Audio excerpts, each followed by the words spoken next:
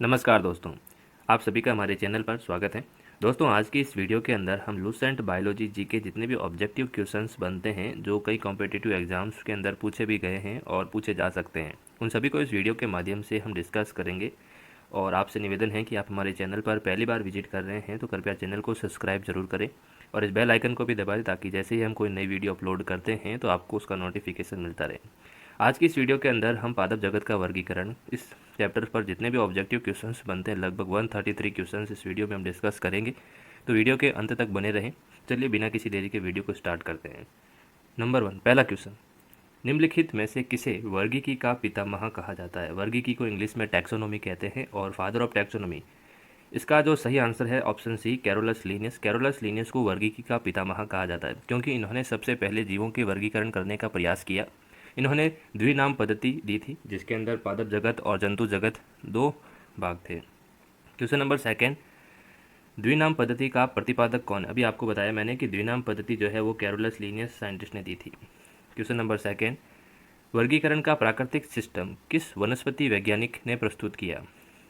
तो इसका भी जवाब वही है, कैरोलस लीनियस, जो स्वीडिश देश के वासी थे, इसीलिए ऑप्शन सी इसका सही जवाब है। मतलब देश का नाम पूछा है कि कैरोलस लीनियस किस देश से संबंधित थे। क्वेश्चन नंबर 4, पुष्पी पादपों को किस वर्ग के अंदर रखा गया है? वे पादप जिनके अंदर फूल आते हैं, पुष्प आते हैं, उन्हें फेनेरोगेम्स, फूल आते हैं तो फेनेरोगेम्स के अंदर रखा गया है। और अपुष्पी पादप, ऐसे पादप जिनके अंदर फूल नहीं आते, उन्हें किसके अंदर रखा गया है? तो उन्हें हम क्रिप्टोगेम्स के अंदर रखते हैं। नेक्स्ट क्वेश्चन, क्वेश्चन नंबर 6, वर्गीकरण की आधार इकाई, मतलब वर्गीकरण की जो बेसिक आधार इकाई क्या है? तो इसका सही जवाब है स्पीसीज, जाति। ठीक है दोस्तों, ऑप्शन जो सी है, स्पीसीज, जो वर्गीकरण की जो है वो आधारीय इकाई है, स्पीसीज। क्वेश्चन नंबर 7वां, हाइड्रोफाइट्स, हाइड्रो मतलब जल, हाइड्रो का मतलब होता है जल और फाइट्स मतलब पादप, मतलब जलीय पादप। तो इसका सही आंसर क्या होगा? ऑप्शन बी, जलीय पादप। नेक्स्ट क्वेश्चन है, द्विनाम पद्धति का अभिप्राय है पौधों के नाम को दो शब्दों में लिखना। वो कौन कौन से दो शब्द हैं ये पूछ रहा है। तो दो शब्द के अंदर नाम लिखते हैं, पहला और दूसरा। जो पहला शब्द लिखते हैं वो होता है वंश का नाम, कि किस वंश से वो पादप संबंध रखता है, और फिर उसके जाति का नाम। तो ऑप्शन ए जो है इसका सही जवाब हो जाएगा। और उसके बाद में शॉर्ट में जो है वो साइंटिस्ट जिसने ये नाम दिया है उसके बारे में भी लिखते हैं। ठीक है दोस्तों, नेक्स्ट क्वेश्चन है क्वेश्चन नंबर 9, जिन पौधों पर बीज बनते हैं किंतु पुष्प नहीं लगते, मतलब पुष्प नहीं आ रहे, तो इन पौधों को हम कहते हैं अनावर्त बीजी। ठीक है, ऑप्शन बी इसका सही जवाब है कि पौधे पर बीज तो बनते हैं लेकिन फूल नहीं उगते, तो उन्हें अनावर्त बीजी कहते हैं। मतलब जिसके बीज अनावर्त हैं, ठीक है, किसी कवर से ढके हुए नहीं हैं, खुले हैं एकदम। नेक्स्ट क्वेश्चन है कि जीवाणु, जीवाणु की खोज किसने की थी? जीवाणु को इंग्लिश में बैक्टीरिया कहते हैं और इसकी खोज किसने की थी? तो साइंटिस्ट ल्यूवेनहॉक। वैसे ल्यूवेनहॉक जो है माइक्रोस्कोप बनाया करते थे और एक बार इन्होंने अपने ही द्वारा बनाए हुए माइक्रोस्कोप के अंदर देखा तो उन्होंने एक संरचना देखी और उसका नाम उन्होंने जीवाणु नाम दिया। ठीक है दोस्तों, नेक्स्ट क्वेश्चन है क्वेश्चन नंबर 11, निम्न जो जीवाणु है, जीवाणु से संबंधित निम्न कथनों में से कौन सा सही है? क्या सभी जीवाणु स्वपोषी होते हैं? तो सभी जीवाणु स्वपोषी नहीं होते। कुछ जीवाणु जो होते हैं वो परपोषी भी होते हैं, दूसरों पर निर्भर भी होते हैं। सभी जीवाणु विविध पोषी, मतलब विभिन्न अलग अलग प्रकार के पोषण होते हैं क्या? ऐसा भी नहीं है। अधिकांश जीवाणु विविध पोषी होते हैं किंतु कुछ स्वपोषी होते हैं।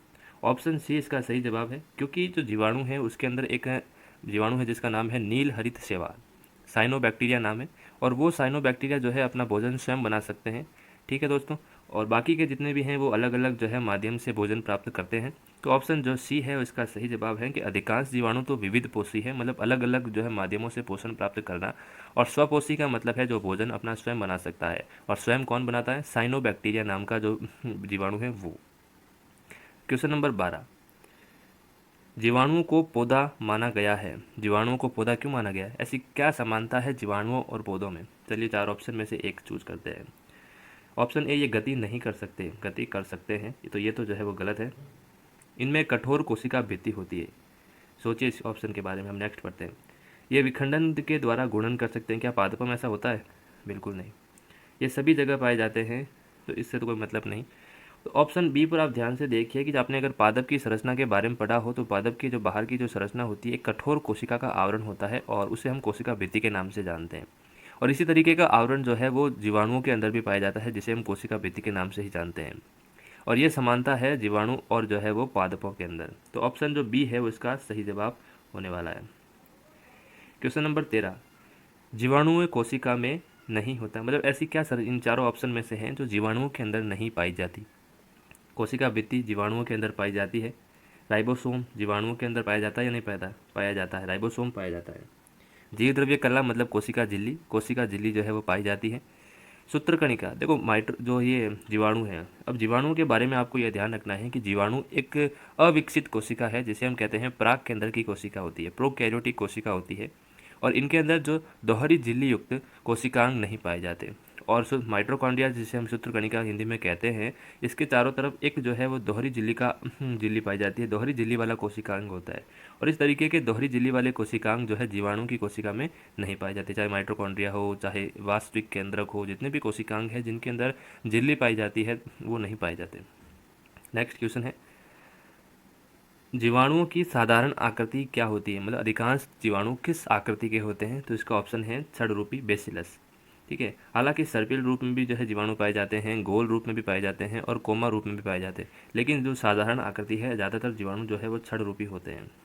देखो नेक्स्ट क्वेश्चन है कि जो जीवाणु आकार में सबसे छोटे आकार के, जो गोल आकार के जो जीवाणु होते हैं वो सबसे छोटे होते हैं, इसलिए इन्हें कहते हैं गोलाणु या इंग्लिश में कोकाई कहते हैं।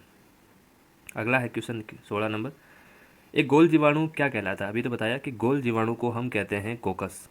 क्या कहते हैं, कोकस। विब्रियो मतलब कोमा आकार का जो जीवाणु होता है, इसका उदाहरण है विब्रियो कॉलेरा, जो हेजा करता है, तो वो ये कोमा आकृति का होता है। ठीक है, और कोमा आकृति का, ऐसे कोमा आकृति का होता है। बेसिलस का मतलब है कि छड़ आकृति के जो है वो, और स्पायरली मतलब सर्पिलाकार आकृति के जो है वो जीवाणु होते हैं, और कोकस मतलब गोल आकृति के होते हैं, ऐसे गोल होते हैं। अगला है क्वेश्चन नंबर 17, एक सर्पिल जीवाणु को क्या कहते हैं। एक सर्पिल जीवाणु को हम स्पाइरिलम कहते हैं। क्या कहते हैं, स्पाइरिलम कहते हैं। अगला क्वेश्चन है 18, वास्तविक केंद्रक किसमें अनुपस्थित होता है। जो कोशिका अविकसित होगी, जो है प्रोकैरियोटिक कोशिका होगी, प्राक केंद्र की कोशिका होगी, किसमें पाई जाती है, जीवाणुओं के अंदर। तो इसका जो सही जवाब है ऑप्शन सी, कि जो जीवाणु है इसकी कोशिका अविकसित होती है, इसीलिए इनमें वास्तविक केंद्रक नहीं पाया जाता। क्वेश्चन नंबर 19, निम्नलिखित में से कौन सर्वाधिक संख्या में पाया जाता है। सर्वाधिक संख्या में पाया जाता है, ठीक है दोस्तों, मतलब जिसकी संख्या सबसे ज़्यादा है, शैवाल, कवक, जीवाणु और कीट, इनमें से। तो ऑप्शन सी, जो जीवाणु हैं, जीवाणु को हम आंखों से नहीं देख सकते, इन्हें देखने के लिए हमें सूक्ष्मदर्शी की ज़रूरत होती है। और इनकी संख्या भी, अगर एक जीवाणु है, 1 से 2 बनने में अगर इन्हें 1 से 1 मिनट का समय लगता है, तो अगले जो है वो 2 बन गए। अब अगले 1 मिनट के अंदर ये जो 4 बन जाएंगे, मतलब 2 से 4, 4 से 8, इस तरीके से 2 के स्क्वायर के रूप में इनकी संख्या बढ़ती है। ठीक है दोस्तों, तो सबसे अधिक संख्या में जीवाणु पाए जाते हैं। अगला है, बैक्टीरिया में पाया जाने वाला प्रकाश संश्लेषी जो आशय क्या कहलाता है, मतलब प्रकाश संश्लेषी जो पदार्थ बैक्टीरिया के अंदर पाया जाता है उसे क्या कहते हैं। तो जिस तरीके से हरित लवक पादपों के अंदर पाया जाता है, उसी तरीके से जो वर्णी लवक, ठीक है, वर्णकी लवक, ये जो है बैक्टीरिया के अंदर पाया जाता है। ठीक है दोस्तों, और किन के अंदर, जो साइनोबैक्टीरिया होते हैं, जो स्वपोषी होते हैं, उनके अंदर। नेक्स्ट क्वेश्चन है, पास्चर किस चीज़ के लिए प्रसिद्ध है। लुई पास्चर एक साइंटिस्ट थे और उन्होंने रोगों की जर्म थ्योरी दी थी। ऑप्शन सी इसका सही जवाब है, इसके लिए वो फेमस है। इसके अनुसार जो लोगों के अंदर जो बीमारियां होती हैं उनका जो कारण है वो सूक्ष्म जीव है। सूक्ष्म जीवों के कारण ही अधिकांश बीमारियां होती हैं। अगर हम अपने हाथों को सही साफ करें, ठीक है, अपने शरीर में रोगाणुओं के प्रवेश को रोक सके, ठीक है, ऐसे प्रयास करें कि कम से कम रोगाणु हमारे शरीर के अंदर जाएँ, तो हमें जो है कम रोगों से बचाव हो सकता है हमारा। तो रोगों की जर्म थ्योरी के लिए जो है वो लुई पास्चर प्रसिद्ध है। नेक्स्ट क्वेश्चन है कि निम्नलिखित में से सबसे छोटा जीव कौन सा है। सबसे छोटा जीव है, जीवाणु का ही एक प्रकार है जिसका नाम है माइकोप्लाज्मा। और माइकोप्लाज्मा जो है वो 0.1 माइक्रोमीटर से 0.2 माइक्रोमीटर के आसपास इसकी जो है वो साइज होती है, और ये सबसे छोटा होता है। साथ ही माइकोप्लाज्मा के बाहर कोशिका भित्ति भी नहीं होती, तो इसका जो आकार है वो बदलता रहता है, और इसी वजह से इसे पादप जगत का जोकर भी कहा जाता है, माइकोप्लाज्मा को। ठीक है दोस्तों, नेक्स्ट क्वेश्चन है क्वेश्चन नंबर 23, जो जीवाणु सीधे वायुमंडलीय नाइट्रोजन को नाइट्रोजन के यौगिक में बदल देते हैं क्या कहलाते हैं। तो ऐसे जो जीवाणु जो वायुमंडल की नाइट्रोजन को नाइट्रोजन के यौगिक में बदल देते हैं उन्हें कहते हैं नाइट्रोजन का स्थिरीकरण। नाइट्रोजन का स्थिरीकरण कहते हैं इस प्रक्रिया को, और ऐसे बैक्टीरिया को नाइट्रोजन स्थिरीकारी बैक्टीरिया कहेंगे, जीवाणु कहेंगे। ठीक है, तो ऑप्शन जो सी है वो इसका सही जवाब हो जाएगा। नेक्स्ट क्वेश्चन है, मूल ग्रंथिकाओं रूट नोड्यूल पाई जाती है। रूट नोड्यूल जो है वो किसके अंदर पाई जाती है? तो जो मूल ग्रंथिकाएं, ऑप्शन ए कुछ लेग्यूम पादपों में और कुछ अन्य पादपों में, ऑप्शन बी कुछ लेग्यूम पादपों में, सभी लेग्यूम पादपों में और सभी पौधों में। देखो जो मूल ग्रंथिकाएं होती हैं दोस्तों, अधिकांश सभी लेग्यूम पादपों के अंदर भी नहीं पाई जाती। अधिकांश लेग्यूम, लेग्यूम का मतलब होता है फलीदार पादप, कि जो फलीदार पादप होते हैं उनके अंदर जो है, उनकी जो जड़ों के अंदर जो है वो गांठें बन जाती हैं, और जिनके अंदर ये नाइट्रोजन स्थिरकारी बैक्टीरिया सहजीवी के रूप में रहते हैं। ठीक है, और नाइट्रोजन स्थिरीकरण का काम करते हैं, पौधे के मिट्टी की उपजाऊपन को बढ़ाते हैं, पौधे को नाइट्रोजन प्राप्त करने में मदद करते हैं। साथ ही कुछ अन्य पौधे होते हैं उनके अंदर भी ये पाई जाती हैं, तो इसका जो ऑप्शन ए है वो सही होने वाला है। क्वेश्चन नंबर है 25। अधिक नमक वाले अचार में जीवाणु जीवित नहीं रह पाते, क्योंकि कारण क्या? देखो ये कोशिका है, ठीक है, या मान लो जीवाणु है, जिसे अधिक नमक वाले माहौल के जो पानी है, अचार है, उसके अंदर रखा गया है। अब जो कोशिका के बाहर वाला जो है वहाँ पर नमक बहुत ही ज़्यादा है, मतलब बहुत ही अधिक सांद्र विलयन है, और इसको जो जीवाणु है इसके अंदर भी तो पानी होता है, वो कम सांद्र है। अब जो हमारा जल है वो कम सांद्रता से अधिक सांद्रता की ओर गति करता है। ठीक है, इसके अंदर जो पानी मौजूद है वो कह रहा है कि मैं इसको थोड़ा अपने बराबर कर लेता हूँ, पतला कर देता हूँ, मतलब कम सांद्रता से अधिक सांद्रता की तरफ। जहाँ अब अधिक सांद्र है मतलब यहाँ पानी की कमी है, नमक ज़्यादा है, तो पानी जो है अपनी अधिकता से कम की तरफ जाता है, जहाँ पर इसकी कमी है वहाँ की तरफ गमन करता है। और इस वजह से क्या होगा कि जो कोशिका के अंदर जितना भी पानी है वो पूरा जो है इस नमक के विलयन के अंदर, अचार के अंदर चला जाएगा। ठीक है दोस्तों, तो इसकी वजह से क्या होगी कि जो ये कोशिका है, कोशिका का जितना भी जो जीव द्रव्य है, जीवाणु की बाहर कोशिका भित्ति है और बाद में उसके नीचे कोशिका झिल्ली होती है, तो ये कोशिका का जो जीव द्रव्य है वो पूरा जो है वो सिकुड़ जाएगा। इसे कहते हैं जीव द्रव्य कुंचन। तो अचार के विलयन के अंदर क्या होगा कि जो जीव द्रव्य उसका कुंचित हो जाएगा, सिकुड़ जाएगा और अंत में वो मर जाएगी। ठीक है दोस्तों, ये क्वेश्चन नंबर 25 था। अगला है क्वेश्चन नंबर 26 कि मानव की आंत में पाया जाने वाला बैक्टीरिया कौन सा है? मानव की आंत में पाए जाने वाला सबसे कॉमन बैक्टीरिया है ई कोलाई, जिसे पूरा नाम है इस्त्रीशिया कोलाई के नाम से इसे जानते हैं। ऑप्शन बी सही है।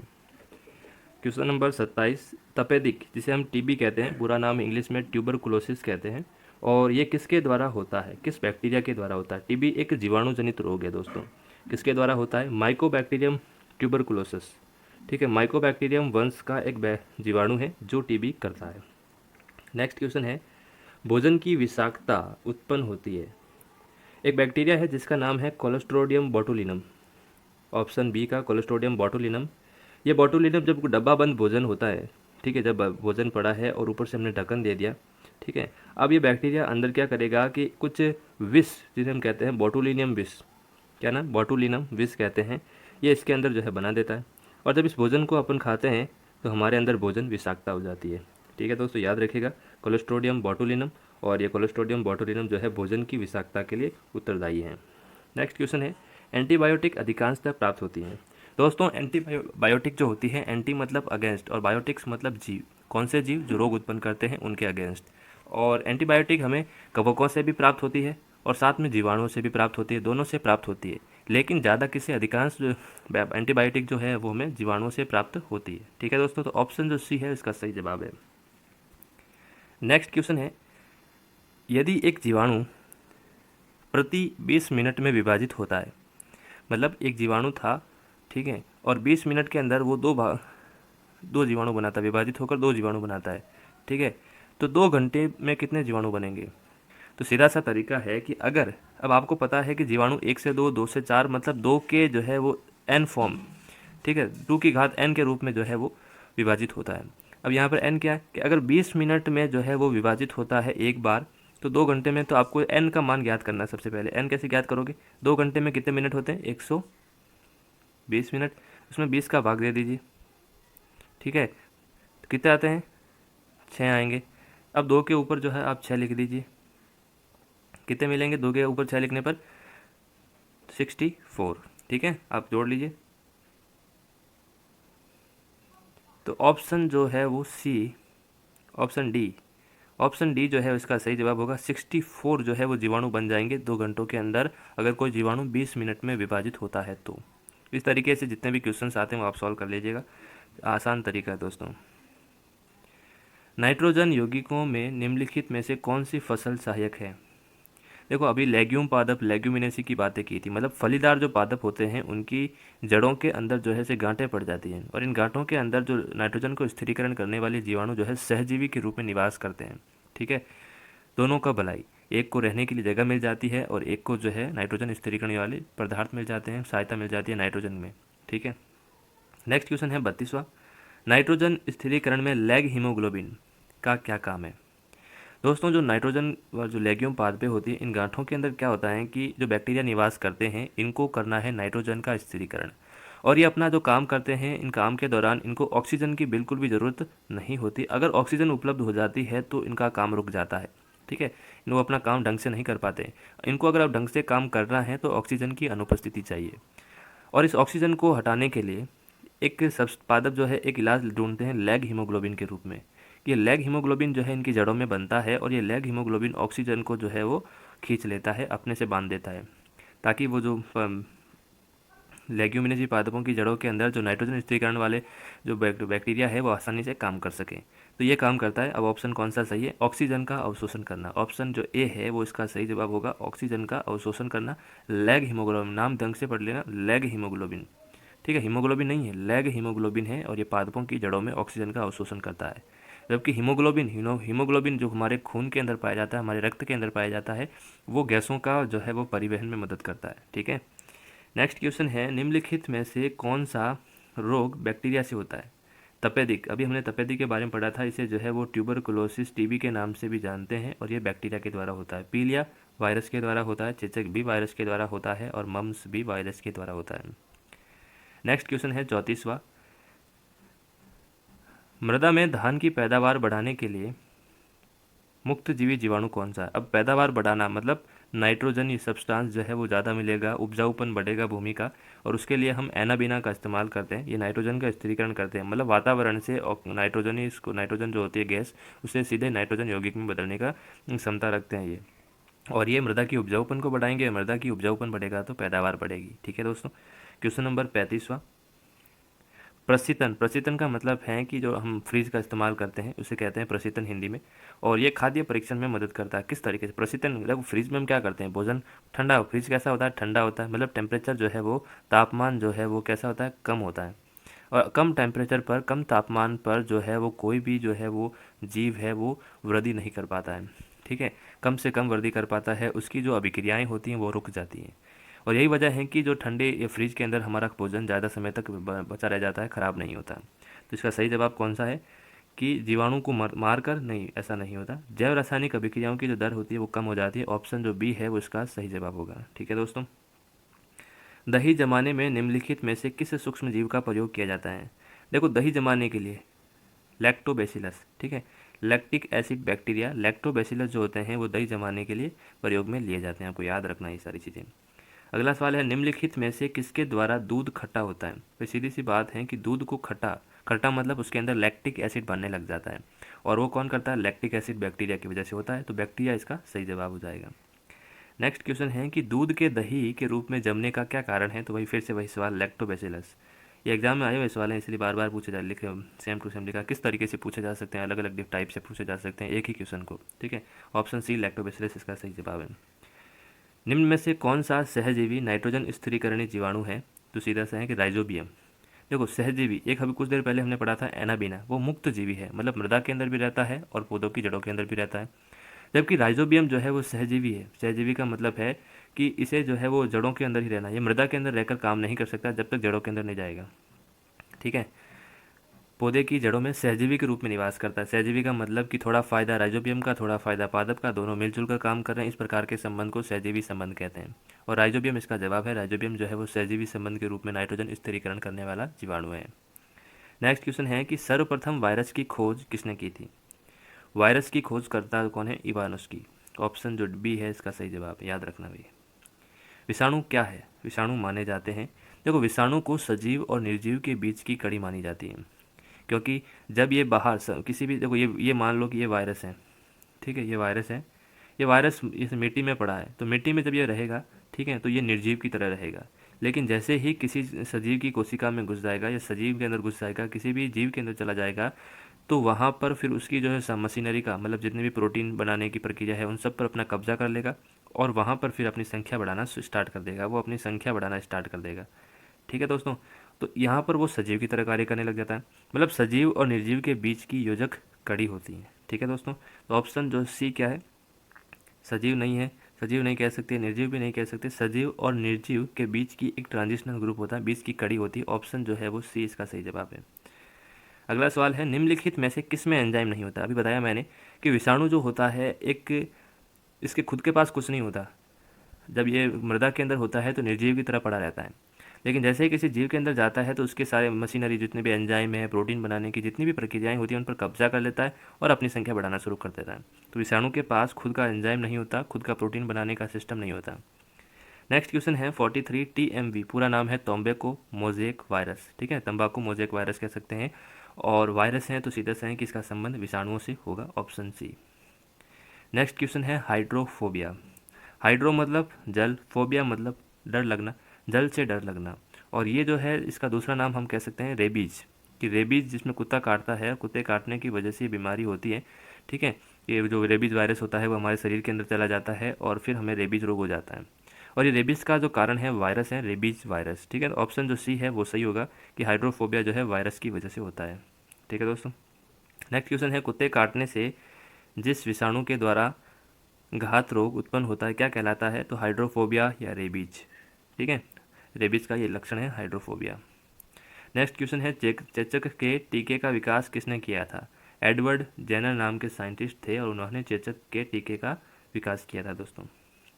अगला है, एडवर्ड जेनर ने खोज की थी चेचक की टीके की। ठीक है, विषाणु वृद्धि करता है, विषाणु जीवित कोशिका के अंदर वृद्धि करता है। ठीक है, बाहर तो वो वृद्धि कर नहीं सकता। विषाणु निर्जीव माने जाते हैं, क्यों। विषाणु को निर्जीव कब कहेंगे, क्योंकि ये जो है क्रिस्टलाइज हो सकते हैं। क्रिस्टलाइज का मतलब होता है कि जब हमारी मृदा के अंदर पड़े रहते हैं तो जो विषाणु के जो घटक होते हैं वो मृदा के घटक के रूप में बदल जाते हैं। ठीक है, मृदा के घटक का हिस्सा बन जाते हैं, इसीलिए इन्हें कहते हैं क्रिस्टलाइजेशन कर पाना। ठीक है, और जब मृदा के अंदर होते हैं तो इसीलिए उन्हें निर्जीव कहा जाता है। एंजाइम अनुपस्थित होते हैं, तो अभी बताया था कि वायरस के अंदर एंजाइम अनुपस्थित होते हैं। एड्स का कारण क्या है। एड्स बीमारी, एड्स के अंदर एक बीमारी है जो human immuno deficiency virus, HIV virus जो है उसकी वजह से होता है, और इसके अंदर हमारा जो प्रतिरक्षा तंत्र होता है वो कमज़ोर हो जाता है। क्यों हो जाता है, क्योंकि जो T4 लिम्फोसाइड होती है वो इसके अंदर जो है उनकी संख्या कम हो जाती है। ये जो HIV वायरस होता है T4 लिम्फोसाइड के अंदर जाता है और इन्हें जो है वो मार देता है, एक के बाद एक इनकी संख्या को ख़त्म करता जाता है, कम करता जाता है, और इस वजह से हमारा प्रतिरक्षा तंत्र कमज़ोर हो जाता है। और एड्स के अंदर क्या होता है दोस्तों कि हमारा प्रतिरक्षा तंत्र कमज़ोर हो जाएगा, उसके बाद हमारे आसपास मौजूद जो ऐसे बैक्टीरिया जो आज तक जो है एक सामान्य व्यक्ति को वो बीमार नहीं कर सकते, सामान्य व्यक्ति के अंदर किसी प्रकार की बीमारी नहीं कर सकते, लेकिन अब हमारा प्रतिरक्षा तंत्र कमज़ोर हो गया है तो वो भी हमारे अंदर जो है अंदर जाकर बीमारियां उत्पन्न करते हैं, कई तरह की बीमारियां हो जाती हैं। एड्स के अंदर बहुत सारी बीमारियां हो जाती हैं। प्रतिरक्षा तंत्र कमज़ोर होने के कारण बहुत तरह तरह के बैक्टीरिया, हमारे बैक्टीरिया, वायरस और कई जो है वो रोग कारक हमारे शरीर में जाते हैं और हमारे शरीर को जो एकदम अंदर से कमज़ोर बना देते हैं, कई तरीके की बीमारियाँ कर देते हैं। ठीक है दोस्तों, नेक्स्ट क्वेश्चन है HIV द्वारा होने वाला रोग। अभी तो बताया कि एड्स, ह्यूमन HIV का मतलब होता है कि ह्यूमन इम्यूनो डेफिशिएंसी वायरस हमारे प्रतिरक्षा तंत्र की, मानव प्रतिरक्षा तंत्र को कमज़ोर करता है। एड्स क्या है, एड्स एक वायरस है जिसके अंदर जो है वो एक सिंगल रज्जुक RNA, जिसके अंदर जो है वो RNA पाया जाता है, RNA। ठीक है, RNA जिसके अंदर जो है वो RNA पाया जाता है।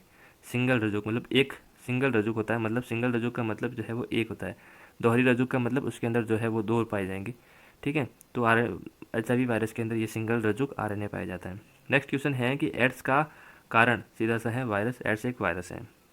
नेक्स्ट है इबोला। इबोला क्या है, इबोला भी एक वायरस है।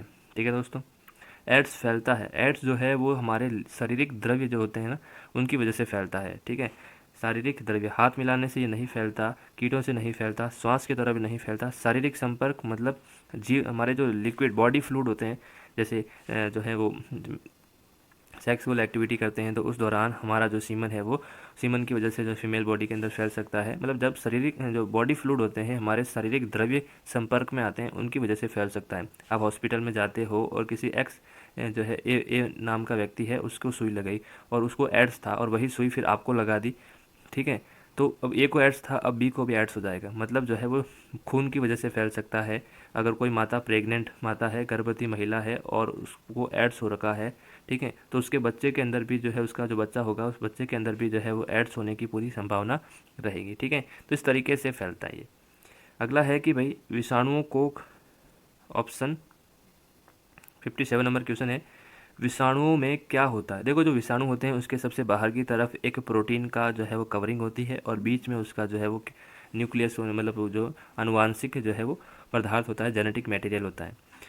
तो क्या चीज़ होगी, बाहर की तरफ जो है वो प्रोटीन होगी और अंदर की तरफ उसका जो है वो न्यूक्लिक एसिड हो गया। ठीक है, न्यूक्लिक एसिड आरएनए भी हो सकता है, डीएनए भी हो सकता है। ठीक है, तो प्रोटीन और न्यूक्लिक एसिड, SARS पूरा नाम है सीवियर एक्वायर्ड जो है वो acquired respiratory syndrome, severe acquired respiratory syndrome. और ये जो है एक श्वसन तंत्र से संबंधित बीमारी है जिसके अंदर व्यक्ति को सांस लेने में तकलीफ होती है, फेफड़ों के अंदर जो निमोनिया टाइप कंडीशन बन जाती है। और ये वायरस विषाणु के द्वारा, जैसे विषाणु के द्वारा होने वाली बीमारी, जिस तरीके से कोरोना वायरस होता है, कोरोना वायरस का ही ये छोटा भाई है सारस। ठीक है, उसी की वजह से विषाणु, कोरोना वायरस जैसा ही विषाणु होता है, उसी की वजह से ही होता है। जो जिस प्रकार के लक्षण कोरोना में देखने को मिलते हैं, जैसे सांस लेने में तकलीफ होना, बुखार होना, निमोनिया, वही कंडीशन इसके अंदर भी होती है।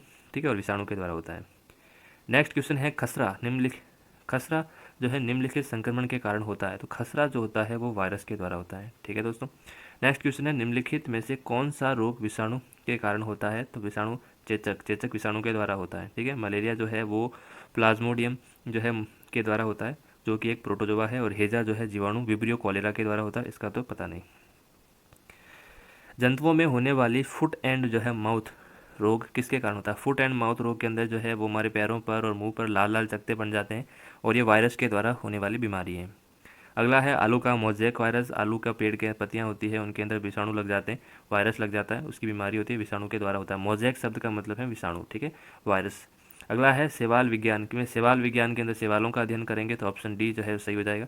अगला है शैवालों की कोशिका भित्ति। भाई शैवाल एक पादप जो जगत है उसका हिस्सा है, तो उसकी भित्ति से किससे बनी होगी, पादपों की जैसी बनी होगी। कैसी होगी, सेल्यूलोज की। ठीक है, पादपों की कोशिका भित्ति कैसी होती है, सेल्यूलोज की होती है, तो सेल्यूलोज की, इसकी भी सेल्यूलोज की होती है। हाइड्रा, हाइड्रा की स्रावी कोशिकाओं में कौन सा सहजीवी शैवाल मिलता है। मतलब हाइड्रा की कोशिकाएं होती है उनके अंदर एक सहजीवी के रूप में शैवाल पाया जाता है, उसका नाम है यूकोल। ठीक है, यूक्लोरेला, यूक्लोरेला याद रहे तो ठीक है, वरना कोई ज़रूरत नहीं। अगला है कि जो है सारगासो समुंदर। सारगासो एक शैवाल है दोस्तों, सारगासो एक जो है समुद्री खरपतवार है। ठीक है, एक समुंदर है, ठीक है, समुंदर के अंदर सारगासो जो है वो बहुत ज़्यादा उग गया है और उसी वजह से वो जो है उसे पूरे जो हिस्से को सारगासो समुद्र के नाम से जाना जाता है, क्योंकि वहाँ पर सारगासो नाम की एक शैवाल है, बहुत ज़्यादा विकसित उग गई है। अगर कोई जहाज़ इसके अंदर एक बार घुस जाता है तो वहीं बीच में फंस जाता है, उससे बाहर निकलना बहुत ही मुश्किल हो जाता है, इसलिए जहाज़ों को इसके पास से होकर निकाला जाता है। ठीक है, अंटार्कटिक महासागर का एक हिस्सा है जहाँ पर सारगासो जो है वो शैवाल बहुत ज़्यादा पाई जाती है, उसी का नाम है सारगासो समुद्र। ठीक है दोस्तों, नेक्स्ट क्वेश्चन है गलगंड रोग से बचा जा सकता है। देखो गलगंड जो रोग होता है वो आयोडीन की कमी से होता है। ठीक है, अगर कोई व्यक्ति समुद्री खरपतवार खाता है, समुद्री खरपतवार क्या होगा, जो समुद्र है वो खारा पानी है और उसके अंदर आयोडीन की मात्रा प्रचुर होती है, तो सीधी सी बात है किसकी प्रचुर होगी, आयोडीन। ऑप्शन जो है वो बी सही होगा। अगला है कि शैवाल में जो है किस शैवाल से आयोडीन प्राप्त होता है। तो लेमिनेरिया, लेमिनेरिया के अंदर जो है वो आयोडीन प्रचुर मात्रा में पाया जाता है। नेक्स्ट क्वेश्चन है केल्प प्राप्त होता है। जो केल्प होता है वो समुद्री भूरी शैवालों से प्राप्त होता है दोस्तों। ठीक है, केल्प एक के अंदर एंटीऑक्सीडेंट होते हैं जो शरीर के लिए जो है काफ़ी फायदेमंद होते हैं। तो किससे प्राप्त होते हैं, समुद्री शैवालों से प्राप्त होते हैं, भूरी शैवालों से। निम्नलिखित में से कौन सा जो है वो स्वपोषित है, जो अपना भोजन स्वयं बना सकता है, उसे हम स्वपोषित के नाम से जानते हैं। तो कौन है स्वपोषित, तो इसका सही जवाब है मशरू से, सॉरी शैवाल। शैवाल जो है अपना भोजन स्वयं बना सकते हैं क्योंकि इसके अंदर हरित लवक है। तितली एक जीव है जो अपना भोजन स्वयं नहीं बना सकती। मशरूम जो है एक फंजाई है, कवक है जो अपना भोजन स्वयं नहीं बना सकती। और टिड्डा एक जीव है जो अपना भोजन स्वयं नहीं बना सकता।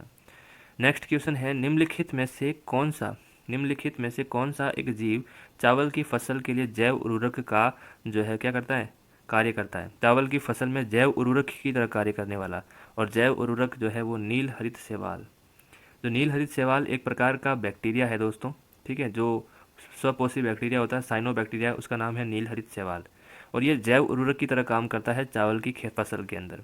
ठीक है दोस्तों, नेक्स्ट है अंतरिक्ष कार्यक्रमों में ऑक्सीजन की आपूर्ति को नियंत्रित करने के लिए प्रयुक्त किए जाने वाले एक कोशिकीय शैवाल का क्या नाम है?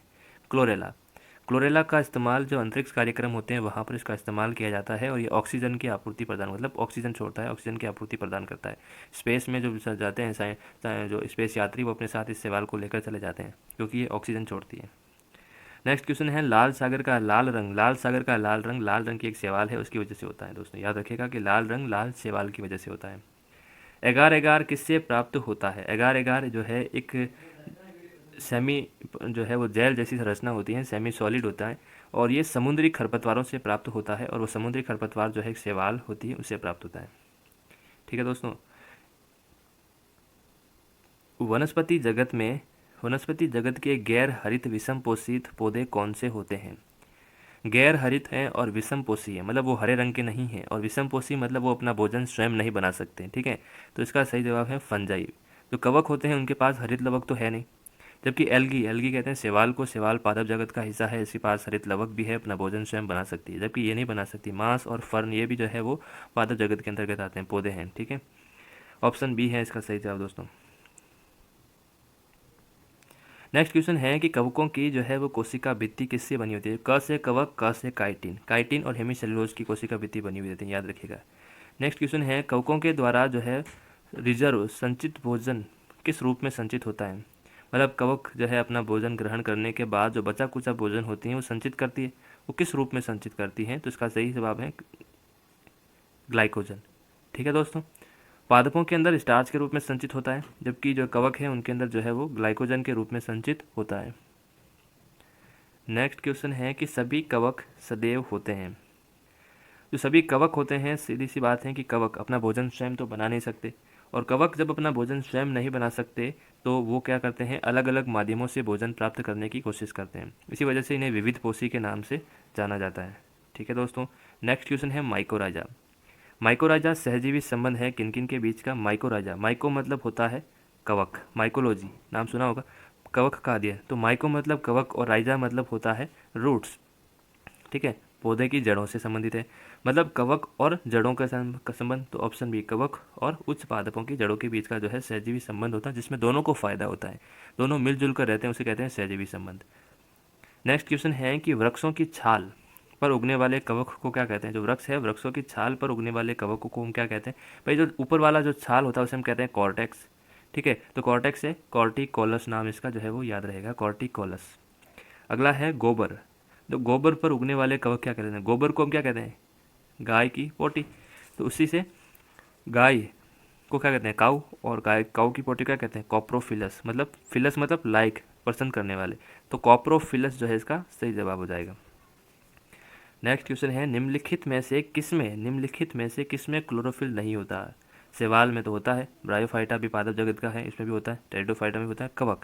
कवक के अंदर खुद का जो है वो क्लोरोफिल नहीं होता। ठीक है दोस्तों, नेक्स्ट क्वेश्चन है 83, आलू का लेट ब्लाइंड रोग किससे होता है?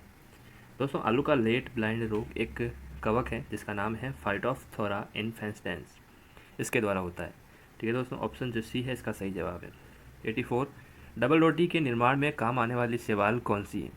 डबल रोटी मतलब ब्रेड, और ब्रेड को बनाने के लिए काम आने वाली कवक, ये काफ़ी इंपॉर्टेंट क्वेश्चन है, सैकेरेमाइसीज सर्वेसी, ये इसका सही जवाब है ऑप्शन सी। ठीक है, बेवरेज ईस्ट के नाम से भी इसे जाना जाता है। नेक्स्ट क्वेश्चन है 85, पेनिसिलियम क्या है? दोस्तों पेनिसिलियम एक कवक है, इससे एंटीबायोटिक पेनिसिलिन प्राप्त होता है। ठीक है दोस्तों, ऑप्शन सी इसका सही जवाब है। नेक्स्ट क्वेश्चन है पेनिसिलिन की खोज। पेनिसिलिन एक एंटीबायोटिक है जो पेनिसिलियम के द्वारा प्राप्त होती है।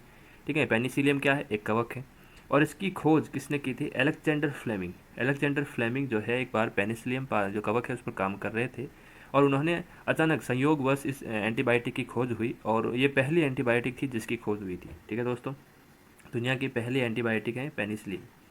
नेक्स्ट क्वेश्चन है अर्गोट।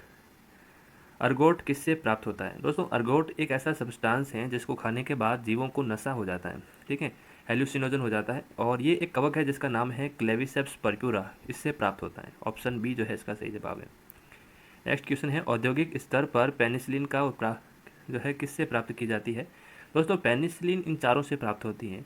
लेकिन बड़े स्तर पर पूरे विश्व भर की मांग को पूर्ति करने के लिए औद्योगिक स्तर पर जो है सबसे ज़्यादा पेनिसिलिन किससे प्राप्त की जाती है, इस सवाल का मतलब ये है। और इसका सही जवाब है आंसर है ऑप्शन बी, पेनिसिलियम क्राइसोजेनम। इससे इस कवक से पेनिसिलिन जो है ज़्यादा प्राप्त हो जाती है। नेक्स्ट क्वेश्चन है कि जब गूथे हुए आटे में ईस्ट कोशिकाएं मिलाई जाती हैं तो डबल रोटी कोमल और छिद्र युक्त हो जाती हैं, ऐसा किस कारण से होता है। तो जब ये आटा है, गुथा हुआ आटा है, इसके अंदर रासायनिक अभिक्रिया होती है और CO2 गैस निकलती है, और CO2 गैस इस आटे से होती हुई जो है वो वातावरण में निकल जाती है, और जब CO2 गैस निकलती है तो इसकी वजह से वो आटे के अंदर बहुत सारे छेद कर जाती है, और जिससे वो जो आटा है वो स्पंजी हो जाता है। ठीक है, तो इसका जो सही जवाब है वो ऑप्शन बी। नेक्स्ट क्वेश्चन है, ईस्ट का कायिक जनन। कायिक जनन का मतलब क्या होता है कि जो शरीर के किसी हिस्से से नए जीव का निर्माण। कायिक मतलब उसका जो शरीर, और जनन मतलब नए जीव को उत्पन्न करना, मतलब शरीर के ही किसी हिस्से से नए जीव को उत्पन्न करने की कौन सी विधि का इस्तेमाल करता है ईस्ट। ईस्ट क्या है, एक कवक है, एक कोशिकीय कवक होता है। तो इसका सही जवाब है ऑप्शन ए, मुकुलन। मुकुलन क्या होता है, ये ईस्ट सेल्स है, और यहाँ से एक जो है वो छोटी सी संरचना निकलती है, बर्डिंग, जिसे इंग्लिश में बर्ड कहते हैं, और फिर ये बर्ड जो है वो शरीर से अलग होकर एक नई ईस्ट कोशिका का निर्माण कर देती है, और इस विधि को कहते हैं मुकुलन। नेक्स्ट क्वेश्चन है, निम्नलिखित में से कौन खाने योग्य कवक है। दोस्तों, खाने योग्य कवक, आपने मशरूम का नाम जरूर सुना होगा, और मशरूम का ही नाम है अगेरिकस। ठीक है, अगेरिकस वंश के अंदर ही मशरूम आती है। ठीक है, और इसे हम खाने वाले कवक के रूप में इस्तेमाल करते हैं। हालांकि सारी अगेरिकस जाति की जो कवकें हैं वो खाने योग्य नहीं हैं, कुछ विषैली भी होती हैं, लेकिन मशरूम भी इस वर्ग के अंदर आती है, जिसका हम खाने के लिए इस्तेमाल में लेते हैं।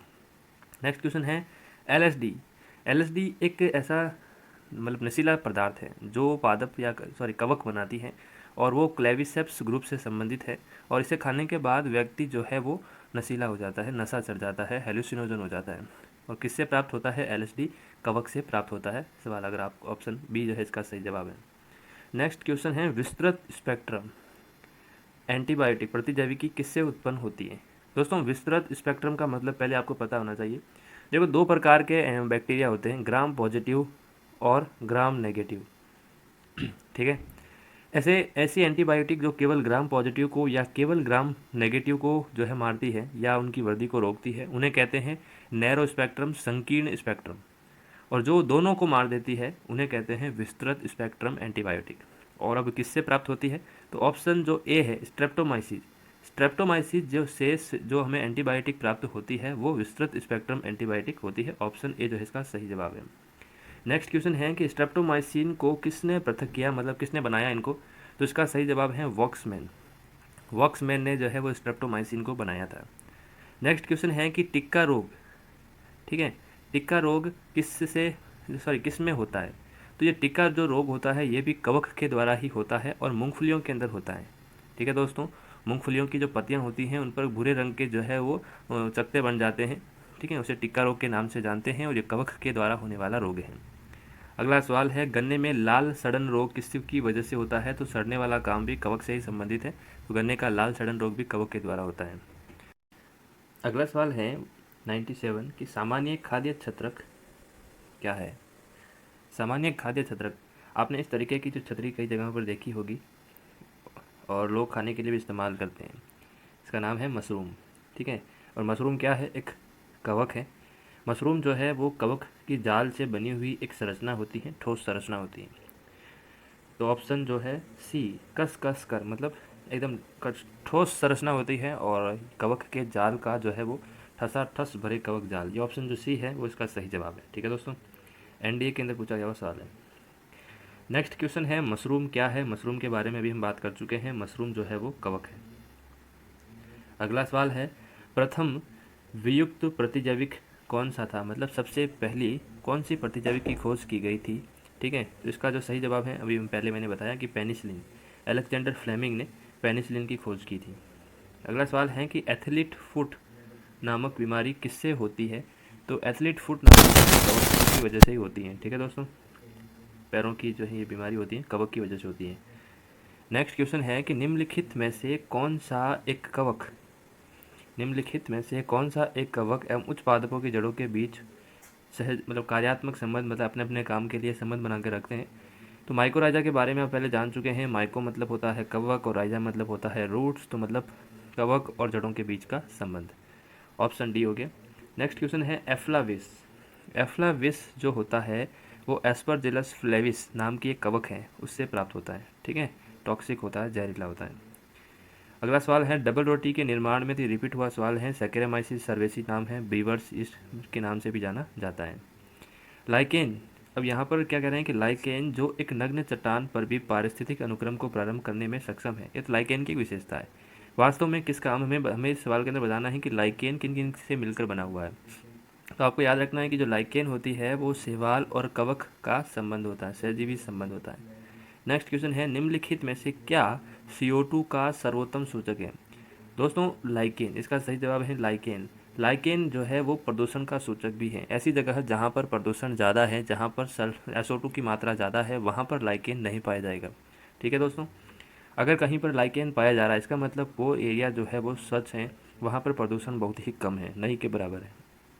नेक्स्ट सवाल है कि लिटमस किस से निकलता है। लिटमस पेपर के बारे में तो आप जानते होंगे कि लिटमस पेपर जो है वो अम्ल और क्षार की जांच करने में आता है कि कोई विलयन दे रखा है ए और एक विलयन दे रखा है बी, और लिटमस पेपर के द्वारा हमें जांच करना है कि कौन सा अम्ल है और कौन सा क्षार है।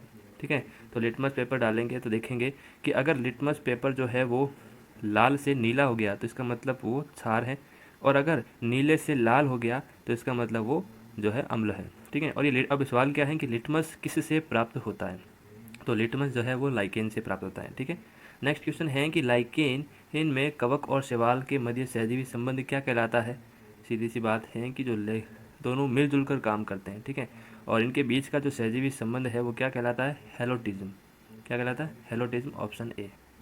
नेक्स्ट क्वेश्चन है कि पेड़ों की छाल पर उगने वाले लाइकेन को क्या कहते हैं। छाल पर उगना मतलब कॉर्टिकॉल्स। नेक्स्ट क्वेश्चन है चट्टानी स्तर पर लाइकेन के विकास को क्या कहते हैं। चट्टानों पर जो लाइकेन का विकास होता है उसे क्या कहते हैं, सेक्सिकोल्स। क्या नाम है, बोलोगे नहीं इसको तो मेरे हिसाब से। जापान के लोग किस लाइकेन को सब्जी के रूप में खाते हैं, तो इंडो कार्पन नाम की एक लाइकेन है जिसे जापान के लोग खाने के लिए काम में लेते हैं। ठीक है दोस्तों, अगला है मिर्गी। मिर्गी की औषधि किस लाइकेन से प्राप्त होती है। मिर्गी का आप समझते हो, मिर्गी मतलब दौरे पड़ना। ठीक है, आदमी जो है वो मूर्छित हो जाता है, गिरने लग जाता है, गिर जाता है ज़मीन पर और कांपने लग जाता है, मुंह से झाग निकलने लग जाते हैं। इस प्रकार के दौरे मिर्गी के दौरे कहलाते हैं। ठीक है, और लाइकेन से इसकी दवा प्राप्त होती है। कौन सी लाइकेन से, तो परमेलिया। परमेलिया नाम की जो लाइकेन होती है उससे प्राप्त होती है मिर्गी की दवा। नेक्स्ट क्वेश्चन है वनस्पति जगत का उभयचर किसे कहते हैं। उभयचर नाम सुनते ही आपके दिमाग में आया होगा कि ऐसे जीव जो उभयचर, उभयचर मेंढक आपके दिमाग में आ गया होगा कि भाई जो स्थल पर भी रह सकता है और जो पानी में भी रह सकता है। ठीक है, और यहाँ पर वनस्पति जगत की बात हो रही है, जंतु जगत की बात नहीं हो रही, तो यहाँ मेंढक नहीं आएगा। वनस्पति जगत का जो है वो उभयचर ब्रायोफाइटा कहलाता है, क्योंकि ये समुद्र में भी पाई जाती हैं और स्थल पर भी पाई जाती है। नेक्स्ट क्वेश्चन है कि जड़ों के स्थान पर मूल आभास, मूल जैसी संरचनाएं जिन्हें राइजोइड्स के नाम से भी जानते हैं, किसमें पाई जाती हैं, तो ब्रायोफाइटा। ब्रायोफाइटा पादप जगत का उभयचर, इसके अंदर ऐसी संरचनाएं पाई जाती हैं। अगला है कि ब्रायोफाइट्स के अंदर कौन कौन से पौधे आते हैं, कौन कौन से जो है ग्रुप पौधों के आते हैं, तो लीवर, वर्ट और मास। ठीक है, ये दोनों जो है वो ब्रायोफाइटा के अंदर आते हैं। नेक्स्ट क्वेश्चन है बीजों की प्रकृति किसमें उत्पन्न हुई, मतलब पहली बार बीजों की उत्पत्ति कौन से जो पादपों के समूह के अंदर हुई, तो टेरिडोफाइटा। टेरिडोफाइटा जो पादपों का ग्रुप है, इस ग्रुप से बीजों का बनना शुरू हुआ। नेक्स्ट क्वेश्चन है कि जलीय फर्न जिसे जैव उर्वरक के रूप में प्रयुक्त किया जाता है, एक फर्न है जो जल के अंदर पाया जाता है और इसका उपयोग जैव उर्वरक के रूप में किया जाता है, एजोला। ठीक है, एजोला जलीय फर्न है, इसका इस्तेमाल हम जैव उर्वरक के रूप में करते हैं दोस्तों। अगला सवाल है कि पुनर्जीवन का गुण होने के कारण, मतलब पुनर्जीवित हो जाता है। ठीक है, किस निम्न में से किसे मेज़ों की सजावट के लिए इस्तेमाल में लेते हैं, तो इसका सही जवाब है सिलेजिनेला। ठीक है, सिलेजिनेला जो है वो मेज़ों की सजावटी पादप के रूप में इस्तेमाल इसका लेते हैं और इसमें पुनर्जीवन का गुण होता है। ठीक है, संजीवनी बूटी की तरह सिलेजिनेला। निम्नलिखित में से किसके बीजाणु दवा के रूप में प्रयोग में लिए जाते हैं। ठीक है, दवा के रूप में इस्तेमाल लेते हैं, तो इसका ऑप्शन लाइकोपोडियम। जो लाइकोपोडियम के जो हैं वो इनका इस्तेमाल जो है वो कब्ज़ के अंदर, बुखार के अंदर और गैस्ट्रिक जो तकलीफ होती हैं उनके अंदर जो है लाइकोपोडियम का इस्तेमाल हम करते हैं। ठीक है दोस्तों, ऑप्शन जो ए है इसका दवा के रूप में इस्तेमाल करते हैं। नेक्स्ट क्वेश्चन है निम्नलिखित में से किसे जैव उर्वरक के रूप में प्रयोग किया जाता है। जैव उर्वरक मतलब, जैव का मतलब क्या है, ऐसा कोई जीव। ठीक है, चाहे जंतु हो या पादप, जीव का उर्वरक के रूप में इस्तेमाल करना, उसे कहते हैं जैव उर्वरक। और इसका सही जवाब है एजोला। भी तुमने पढ़ा, जलीय फर्न एजोला जैव उर्वरक के रूप में इस्तेमाल में लेते हैं। नेक्स्ट क्वेश्चन है सबसे अधिक क्रोमोसोम। क्रोमोसोम कहते हैं गुणसूत्र को। मनुष्य के अंदर कितने गुणसूत्र होते हैं? 23 जोड़े गुणसूत्र मनुष्य के अंदर होते हैं। ठीक है दोस्तों, 44 प्लस एक्स वन वाई, ये मनुष्य के अंदर पाए जाते हैं। लेकिन अब सवाल है कि सबसे अधिक क्रोमोसोम किसके अंदर होते हैं? तो इसका सही जवाब है टेरिडोफाइटा। टेरिडोफाइटा ग्रुप का एक पादप है, उसके अंदर 1260 क्रोमोसोम, मतलब कितने जोड़े? 730 जोड़े क्रोमोसोम के पाए जाते हैं दोस्तों। ठीक है, तो सबसे अधिक है। नेक्स्ट क्वेश्चन है कि किस वर्ग के पौधों में बीज बनते हैं परंतु बीज नग्न रूप से पौधों के बाहर लगे रहते हैं? बीज तो है लेकिन बीज जो है वो पौधे के बाहर लगे हुए रहते हैं, तो इसका आंसर है जिम्नोस्पर्म। ठीक है दोस्तों। नेक्स्ट क्वेश्चन है संसार में सबसे लंबे वृक्ष। संसार के सबसे लंबे वृक्ष जिनकी लंबाई 100 मीटर से भी ज़्यादा लंबाई होती है, रेडवुड ट्री आप नाम ने सुना होगा, ठीक है, सिकोया नाम सुना होगा, तो वो सभी जिम्नोस्पर्म से संबंधित है। जिम्नोस्पर्म वर्ग के जो पादप होते हैं वो लंबे लंबे होते हैं। अगला सवाल है जिम्नोस्पर्म का मेवा। जिम्नोस्पर्म का मेवा किसे कहा जाता है? तो चिलगोजा। चिलगोजा जो होता है वो जिम्नोस्पर्म का मेवा कहा जाता है। ठीक है, इतना शानदार होता है। अगला है कोरेलॉइड जड़ें किसके अंदर, किस पादप के अंदर पाई जाती हैं? दोस्तों कोरेलॉइड जो जड़ें होती हैं ये पादप होता है। ठीक है, और पादप के यहाँ पर जो है वो जड़ें इस तरीके से निकलती हैं, उन्हें कहते हैं कोरेलॉइड रूट, और ये साइकस के अंदर पाया जाता है। ठीक है दोस्तों। नेक्स्ट क्वेश्चन है सबसे बड़ा बीजांड किस में होता है? सबसे बड़ा जो है वो बीजांड किस में होता है? बीजांड, ठीक है, ये किस में होता है? तो साइकस के अंदर जो है वो सबसे बड़ा बीजांड होता है। ठीक है दोस्तों। अगला सवाल है चिलगोजा किससे से प्राप्त होता है? तो चिलगोजा जिम्नोस्पर्म, और जिम्नोस्पर्म का भी पाइनस, पाइनस से जो है वो चिलगोजा प्राप्त होता है। पाइनस पादप है और इसका फल है चिलगोजा। ठीक है। अगला है साबूदाना। साबूदाना आपने खाया होगा, उपवास के दौरान साबूदाना का इस्तेमाल करते हैं, और साबूदाना जो है वो ये भी जिम्नोस्पर्म का ही पादप है, साइकस, और साइकस से प्राप्त होता है। अगला है दवा और खांसी। दमा का मतलब अस्थमा, और खांसी के रोगों में काम आने वाली औषधि इफेड्रिन किस से प्राप्त होती है? इफेड्रिन क्या करती हैं कि हमारी जो श्वास नली, दमा के पेशेंट के अंदर ये श्वास नली जो है वो पिचक चक्कर पतली हो जाती है, ठीक है, सिकुड़ जाती है, जिसकी वजह से उन्हें सांस लेने में ठीक है, सांस छोड़ने में तकलीफ आती है, और सीटी सी आवाज़ निकलती है, सीटी बजने लग जाती है। ठीक है, सीटी जैसे आवाज़ आने लग जाती है सांस लेने के दौरान। ठीक है, अस्थमा के पेशेंट के अंदर। अब ये इफेड्रिन क्या करता है कि इस पर काम करता है और इस नली को चौड़ी कर देता है। ठीक है, ताकि आसानी से सांस छोड़ी जा सके और आसानी से सांस ली जा सके। ठीक है, और ये किससे प्राप्त होता है? तो इफेड्रिन जो है वो इफेड्रा से प्राप्त होता है। अगला सवाल है कौन सा एक जीवित जीवाश्म है? जीवित जीवाश्म, जीवाश्म का मतलब क्या है कि जो सालों से पुरानी जो चीज़ है वो पड़ी हुई, और जीवित मतलब वो जिंदा है। जीवित जीवाश्म का सीधा सा मतलब है कि एक ऐसा पादप है जो सालों से, मतलब मान लो 1000 साल, 1000 साल पहले ऐसा था और आज भी वो ऐसा ही है। इसमें किसी भी प्रकार का कोई परिवर्तन नहीं हुआ। जैसा 1000 साल पहले था आज भी वैसा के वैसा है। मतलब एक जीवाश्म की तरह पड़ा हुआ है, और वो जिंदा है इसलिए जीवित जीवाश्म कहते हैं। और इसका उदाहरण कौन है? जिंकोगा। ठीक है, जिम्नोस्पर्म का है जिंकोगा। अगला सवाल है कि विषाणु क्या है? दोस्तों विषाणु जो है वो जो है क्या है? कोशिका, और जो है क्या इसने कोशिका कह सकते हैं? नहीं कह सकते, क्योंकि ये मृदा के अंदर तो निर्जीव के रूप में रहता है, और जैसे ही किसी जीव के अंदर घुसता है सजीव की तरह काम करने लगता है, मतलब एक योजक कड़ी है। और वायरस के अंदर क्या होता है? वायरस के अंदर जो है एक बाहर प्रोटीन लेयर होता है, उसका न्यूक्लिक एसिड होता है। कोशिका कहने लायक इनके अंदर कोई संरचना ऐसी होती नहीं है, इसलिए वायरस को जो है वो अकोशिकीय कहा गया है, मतलब इसके अंदर कोई कोशिका नहीं होती। नेक्स्ट क्वेश्चन है तेल प्रदूषण को नियंत्रण में इस्तेमाल लेने वाला जो है सुपर बग क्या है? देखो दोस्तों कि जो समुंदर है, समुद्र में बड़े बड़े जहाज़ तेल लेकर एक देश से दूसरे देश जाते हैं। कई बार क्या होता है कि जहाज़ों से जो ये तेल है वो गिर जाता है समुद्र की सतह पर, और समुद्र की सतह पर तेल गिर जाता है। अब समुद्र पर अगर तेल की चादर बिछ जाएगी तो उसके नीचे वाले जो जीव होते हैं उनको सांस लेने में तकलीफ होने लग जाएगी, क्योंकि तेल जो है ऑक्सीजन जो है इस तेल की परत को पार करके नीचे नहीं जा पाएगी। ठीक है, तो अब इस तेल को हटाना बहुत ही ज़रूरी हो जाता है, और इस तेल को हटाने के लिए एक सुपर बग, भारत के ही एक साइंटिस्ट थे आनंद मोहन चक्रवर्ती, उन्होंने एक सुपर बग बनाया सूडोमोनास। सूडोमोनास जो बैक्टीरिया है, सूडोमोनास से के अंदर जो है जेनेटिक इंजीनियरिंग के द्वारा कुछ चेंजेस करके एक ऐसा जीव बनाया जो क्या करता है? इस तेल को खा जाता है। ठीक है, इस तेल को जो है वो तोड़ देता है, खा जाता है, और समुद्र की जो है तेल से समुद्र पर जो तेल की लेयर है उसकी सफाई करता है। और उसे कहते हैं सुपर बग के नाम से भी उसे जानते हैं। ठीक है, अब है क्या, वो एक जीवाणु है। सूडोमोनास क्या है, एक जीवाणु है जिसे जेनेटिक इंजीनियरिंग के द्वारा उसके अंदर कुछ चेंजेस किए गए, हिंदी में विकृति कहते हैं। ठीक है, तो जीवाणु विकृति है, जीवाणु का ही एक विकृत रूप है। अगला सवाल है, निम्नलिखित में से कौन प्रदूषक का सूचक है, पौधा है। अभी हमने बताया कि लाइकेन, लाइकेन जो है वो ऐसी जगहों पर पाए जाते हैं जहाँ पर प्रदूषण नहीं के बराबर है। कहीं पर भी अगर प्रदूषण बढ़ने लग जाता है तो वहाँ पर लाइकेन उगना बंद हो जाते हैं, लाइकेन वहाँ से समाप्त हो जाते हैं। और ख़ास तौर पर SO2 के तो खास सूचक कहे जाते हैं इनको। ठीक है, अगला सवाल है कि निम्नलिखित में से कौन जैविक खाद के रूप में प्रयुक्त करते हैं, तो एजोला कितनी बार आ चुका है, एजोला जैविक खाद के रूप में इस्तेमाल करते हैं। उम्मीद है दोस्तों वीडियो पसंद आया होगा, और अभी तक आपने हमारे चैनल को सब्सक्राइब नहीं किया है तो चैनल को सब्सक्राइब कर दीजिए। ठीक है दोस्तों, मिलते हैं नेक्स्ट वीडियो में। थैंक यू दोस्तों।